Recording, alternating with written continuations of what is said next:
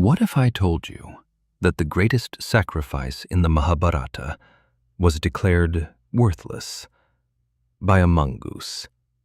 Not by a god, not by a sage, but by a small animal that walked into King Yudhishthira's court and silenced everyone. After the Kurukshetra war, Yudhishthira was victorious, but inside he was shattered. He had won the kingdom, but the ground beneath his feet was soaked in blood. Brothers, teachers, friends, the war was over, but the guilt remained.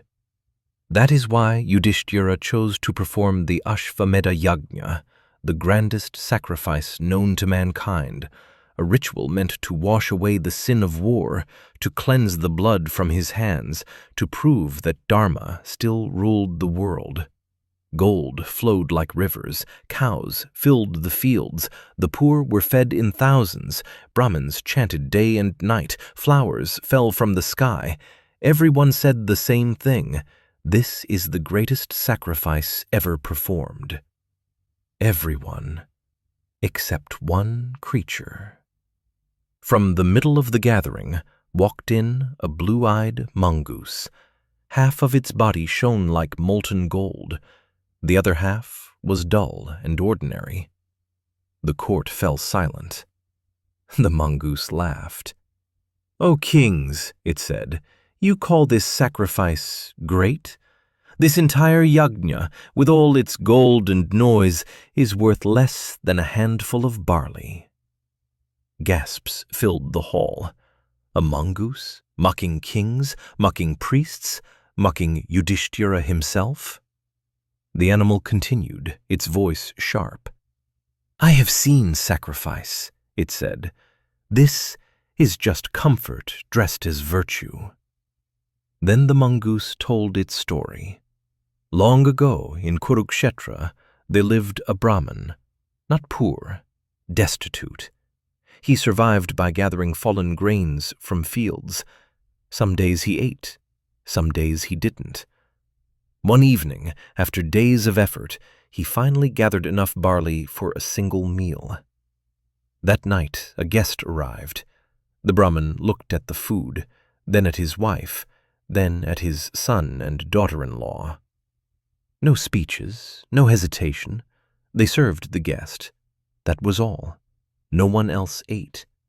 They went to sleep hungry, quietly, without complaint, without expectation. No chance, no witnesses, no promise of reward. The mongoose said, "I rolled on the ground where this food was given, and half of my body turned to gold." Then it looked around Yudhishthira's sacrifice. "And here," it said, "I rolled again. Nothing happened." Its voice hardened. "Because here, no one gives what hurts. There is wealth here, there is excess, there is applause, but there is no hunger, no loss, no pain." Let me ask you something. Is giving a fortune hard for someone surrounded by abundance? Is giving your only meal hard when you are starving? Which one feels heavier in your chest? The Mahabharata asks a brutal question. Is Dharma measured by how big the act looks, or by how much of yourself you leave behind? Yudhishthira finally understood. You cannot scrub blood with gold. You cannot erase guilt with ceremony. Dharma is not a transaction. The mongoose walked away, still half golden, because true sacrifice is rare. So the next time you think, "I'll do something big later," remember this story. Sometimes Dharma is simply sharing your last meal. If this story made you pause, if it unsettled you, like this video and subscribe for more forgotten Mahabharata stories. And ask yourself, what part of you would you have to give up for it to be real?